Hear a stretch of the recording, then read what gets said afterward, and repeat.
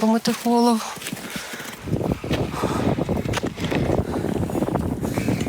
Нагадайте, що я ходжу в гори? Насправді, я ходжу за цим.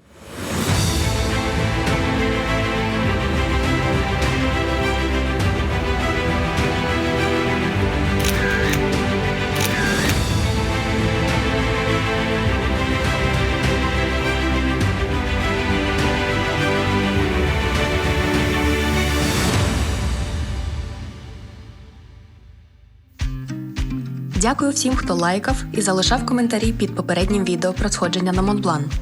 Як і обіцяла, ось вам нові пригоди Каті в горах. Тепер із Грузії. Сходження починається зі столиці Тбілісі. І перше, що ти тут помічаєш – дуже багато хороших дівчаток і хлопчиків. Ні, не цих. А ось цих красунчиків. Я ще не зустрічала таких безтурботних песиків, які просто don't give a heck, що відбувається навколо. Але щось я відволіклась. Шлях на гору починається з поселення Степансмінди, або за старою назвою Казбегі. Це селище на висоті 1744 метри у підніжжя Казбеку. І дорога туди займає приблизно 3 години.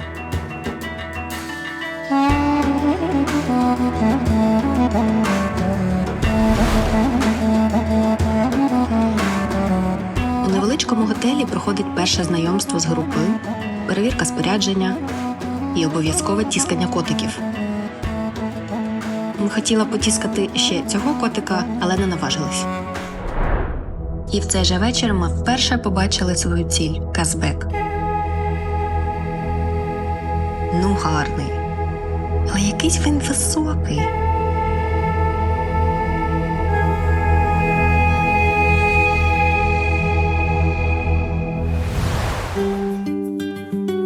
Вранці за сніданком я випила свою останню каву перед сходженням. Далі вона буде під забороною. Зловила від цього факту мікропаніку, і ми вирішили на старт. Запам'ятайте мене такою, ще не набряклою.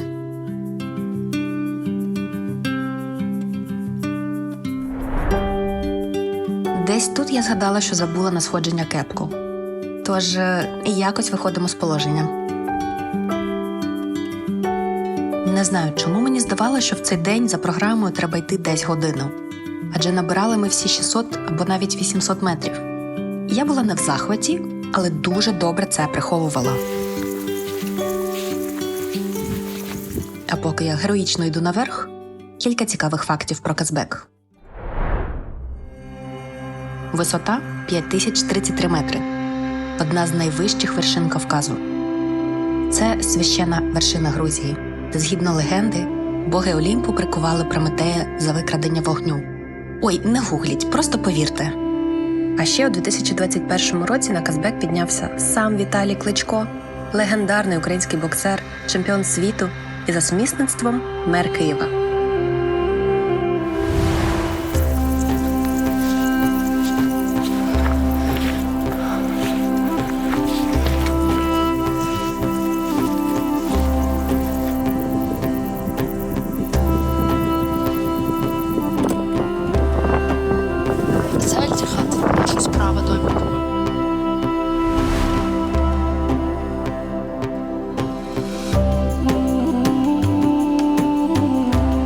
Дійшли до нашої першої зупинки – притулку Альтіхат. Ми дійшли до першого Альтіхат, і політ так собі. Є підозра, що до гір треба готуватись. Да ну ні, бред якийсь. Притулок відкрили у 2018 році, і він вважається одним із найсучасніших у Грузії.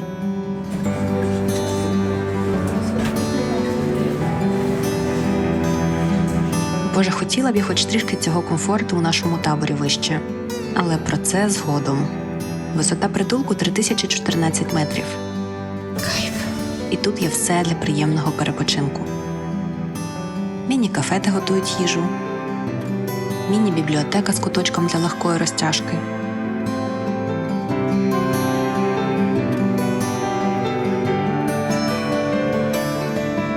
І головне – тераса, де можна поїсти з видом на Казбек. Кайф!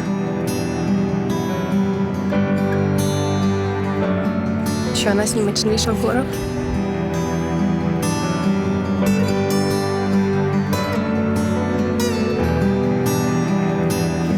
Гарний притулок, але коштує 100 євро за ніч. Майже як в Альпах в Кюте. Але він дуже затишний. І знаєте, що ще?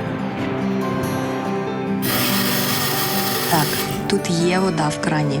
Розкіш, якої не було у притулках на Монблані. А ще тут готують найсмачніший гарячий шоколад. Якщо будете йти цим шляхом, дуже рекомендую скуштувати.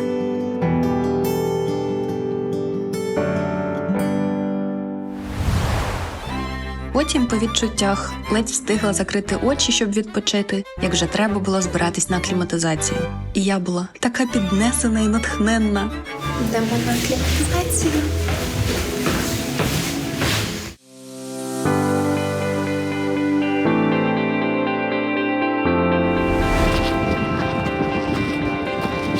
Зараз ми йдемо на невеличку акліматизацію. Набрати десь 200 метрів. Пройти паспортний контроль. До речі, хто не знав, Казбек знаходиться у прикордонній зоні з Росією. Тож спочатку треба було зареєструватися у прикордонників, показати паспорт, заповнити якусь форму і, звичайно, пройти серйозний огляд на наявність смаколиків. Пес приймав хабарі у вигляді чухань за вушком, тож жодних доказів у нас контрабанди знайдено не було. Інспектор Бублик побіг перевіряти інші групи. Ось вам ще кілька фактів про Казбек. Перше задокументоване сходження було здійснено у 1868 році британським альпіністом Дугласом Фрешфілдом. Фрешфілд описав свій досвід у книзі «Travels in the Central Caucasus and Bashan», що зробило Казбек відомим серед європейських альпіністів. Також Казбек – це сплячий стратовулкан, який востаннє вивергався приблизно 6 тисяч років тому.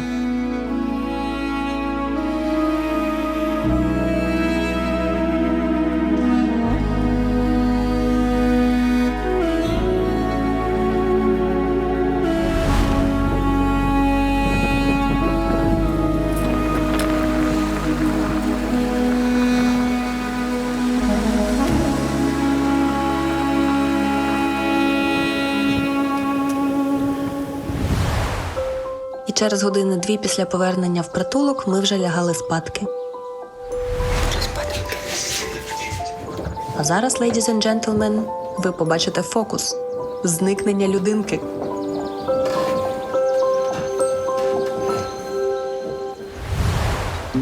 О 6 ранку людинку було виявлено у власному ліжку, у стані повного виспання. В притулку до вартості входить сніданок. Тож, швиденько перекусивши, ми вирішили далі. Нам треба було набрати ще метрів 600. І тут, з кожним кроком, я все більше замислювалась, що ходити в гори – це як ходити на побачення. Спочатку здається чудовою романтичною ідеєю. Потім ти хочеш додому. Думаєш, Боже, що я тут роблю? Чи варто воно тих зусиль? Але продовжуєш ходити. Бо в кінці кінців це все ж таки весело. І є шанс натрапити на хорошого хлопчика. Ладно, зараз йшлось трішечки легше. Нам ще треба льодовик і до метеостанції. Зараз перезиваємо води, кішки. Йдемо на мене. Я ненавиджу ходити. На привалі перед сходженням льодовика я вп'яте навчилась зав'язувати кішки. Потім ми запостили трішки контентику в Інстаграм. Швиденько навчились не падати один на одного.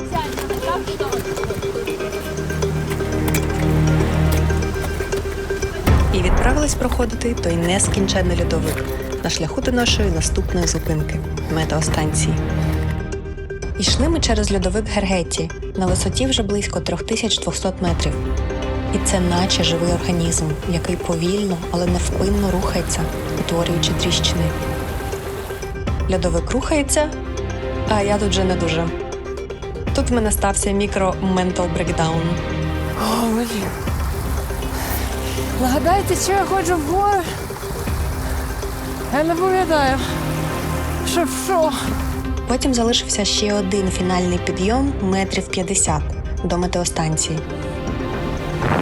Завершився останній зліт до метеостанції. Я трішки йду попереду. Вуличку групу з нас двох. Я не дуже в курсі, куди йти. А люди щось мені довіряють. Сподіваюсь, не вийде 10 чи.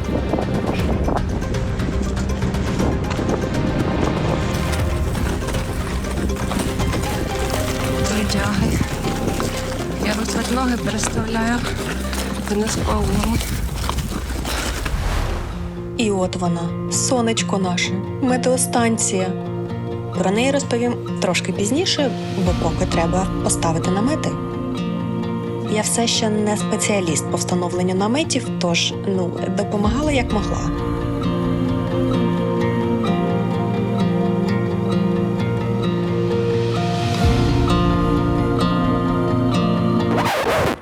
Але цей процес перервав каменепад. Згори з гуркотом летів камінь розміром з холодильник, зачіпаючи за собою інші. Гарна новина в тому, що нам йти наверх не цим маршрутом. Потім було знайомство з місцевими авторитетами.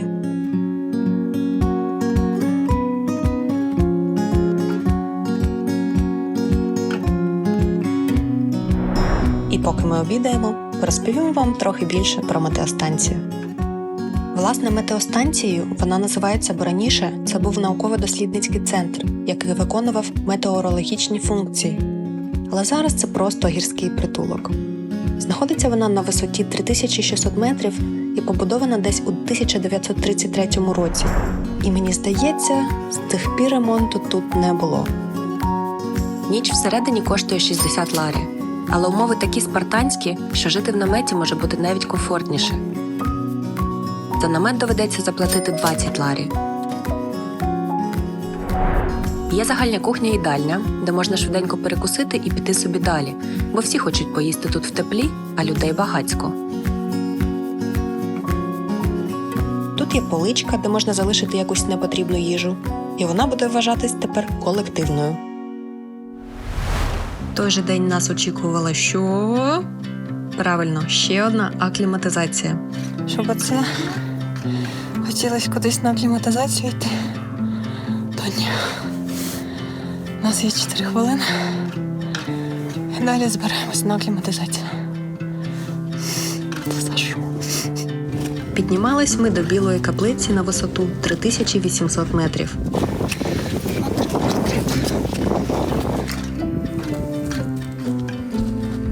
Ця каплиця символізує духовну підтримку для тих, хто прагне зійти на вершину і нагадує про важливість віри і стійкості на шляху до мети.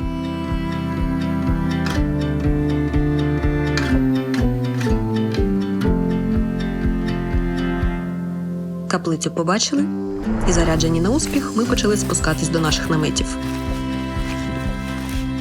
А це відео того, як тримається моя нервова система. Ото іноді це краще не чіпати. Ми тут дійшли висновку, що не треба лякатись, що буде далі. Треба переживати день за днем. Сьогодні ми зробили це. Завтра буде нова акліматизація. Ми подивимося, що буде далі.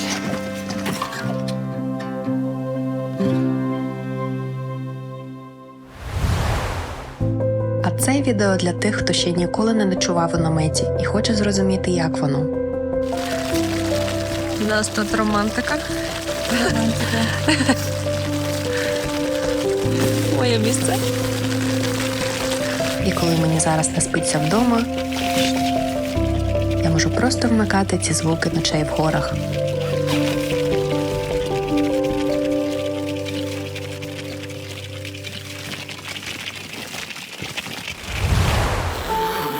І знаєте, в житті в наметі дійсно є своя романтика.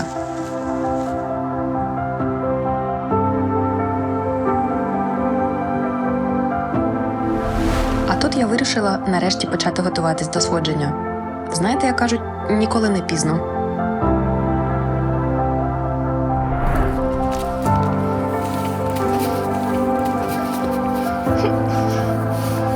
Не розумію, розумію, чому кажуть, що в горах втрачаєш свою красу. Філери, колоти гіалуронку – ні дякую. Піднятись трішки вгори, і моє обличчя набуває ексклюзивних кулькообразних контурів, без зайвих витрат. Цей день по плану були обов'язкові льодові заняття, для яких – увага! Ми спустились на той же льодовик, з якого вчора піднімались до метеостанції. Тобто я пройшла у той шлях вчора, щоб знов сюди спуститись. Але тут я вперше зв'язала собі вузол-вісімку. Боже, поможи тепер вижити, бо я собі не довіряю.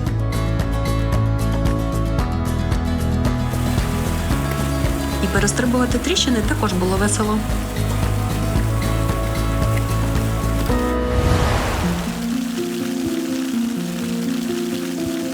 А ми йдемо на кліматизацію. На 4000.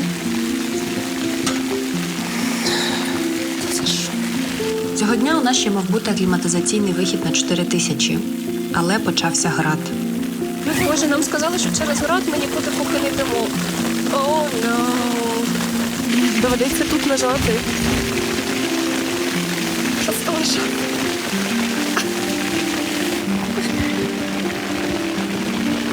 Ну і ми закрили оченята на півгодинки. Прокинулись години через 3 вже під вечір. Тож акліматизації в той день так і не було. А значить, запланований на ніч штурм теж відкладався. Дискотека. З однієї сторони, хотілося б вже скоріше сходити нагору і спуститись вниз. А з іншої, хотіла ще полежати і нікуди поки не йти. А поки ми чекали на вечерю, щоб не мерзнути, грілись у місцевій кафешці. Вона насправді трохи спартанська, але є пічка і чай, а більшого нам тоді й не треба було. А й мила собаня.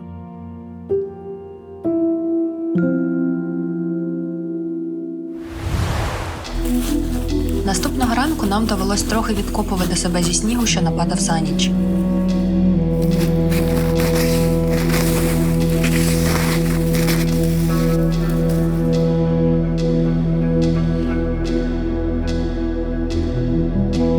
Я сьогодні трішки нанулась водою. Спали. Класно, я давно так класно не спала. По 8-9 годин за ніч. Проблеми те, що вода перестала тікти, бо замерзли ці шнури, шланги. І ти трішки підвтомився вже від всіх цих виходів. А сьогодні за планом акліматизація на 4 і вночі штурм. Я на мітик. Але мені трішки стрімно. Це в нас, до речі, туалет. Але туди не зовсім радять ходити. Він кошмарний. Там туалет – це будь-який великий камінчик. Ну, таке, звісно. Мені сьогодні наснилось, що я приїхала додому, щоб прийняти душ, помити голову. Це був такий класний сон.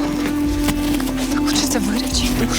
Просто Вода тут тече з гір по шлангу, де її можна набрати. Але коли під час морозів все перемерзає і вода зникає, то з нею зникає і надія виглядати тут пристойно. Я намагалась якось врятувати ситуацію з обличчям, але любіть мене такою до кінця відео.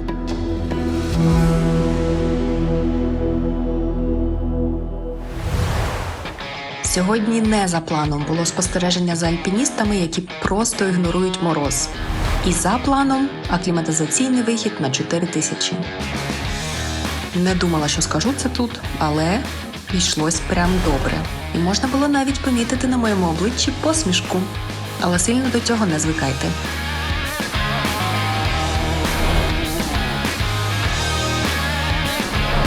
єй, добрались!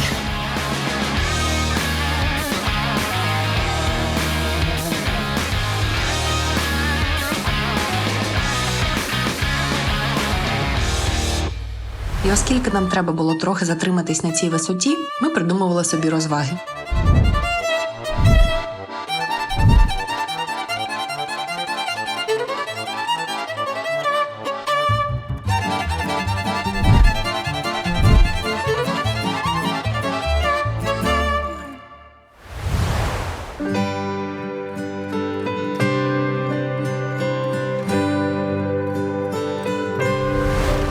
У нас іде рясний сніг, а ми повечеряли.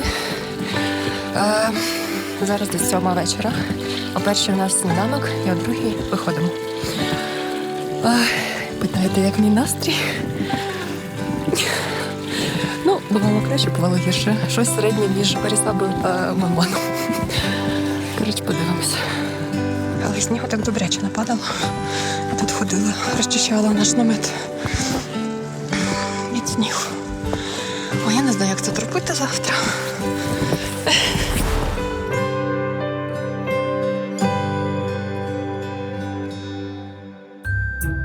Доброго раночку.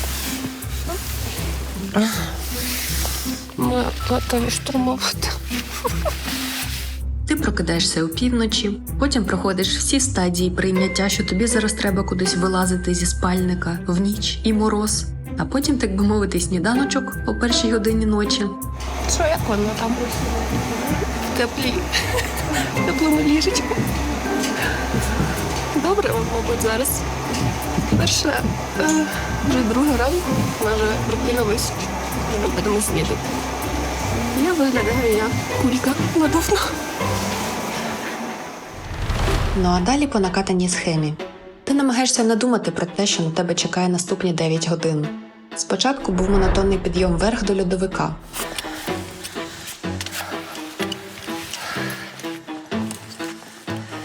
Потім ми взяли кішки і зв'язались, бо далі шлях йшов через тріщину. Вони тут бувають досить великі і закриті.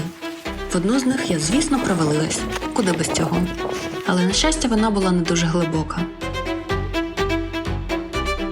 А далі мій перший улюблений момент штурму – схід сонця. Ну гарно ж. Але йти залишалось ще кілька годин. Це не гарно. Гід нас тримав на плаву тільки тим, що казав, що через 30 метрів зупинка. І там же взагалі зовсім нічого до вершини. Через годину-півтори, коли ці 30 метрів ніяк не закінчувались, я почала щось підозрювати. Потім, коли ми нарешті спинились, я думала, що це та сама перемичка, яка мала бути на висоті 4900, із якої дійсно якихось 100 метрів залишалось би до вершини. Виявилось, що то було тільки 4600. Тут не чутно, але всередині себе я кричу. Але до тої перемички ми таки дійшли. Слава тобі, Господи! Там зустріли групу наших, які вже спускались з вершини. Була за них дуже рада, але не від всього серця. Ще 2 години. Так кажуть. А ще звідси відкривався дивовижний вид на гори. І десь там виднівся Ельбрус, який входить до програми 7 найвищих вершин всіх частин світу. Десь там.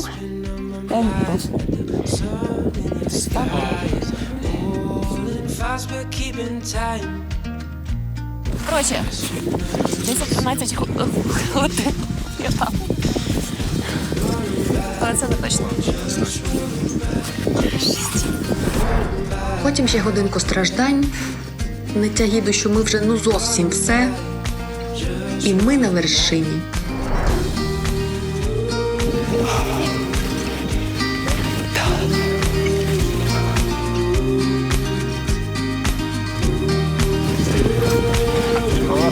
Та на вершині?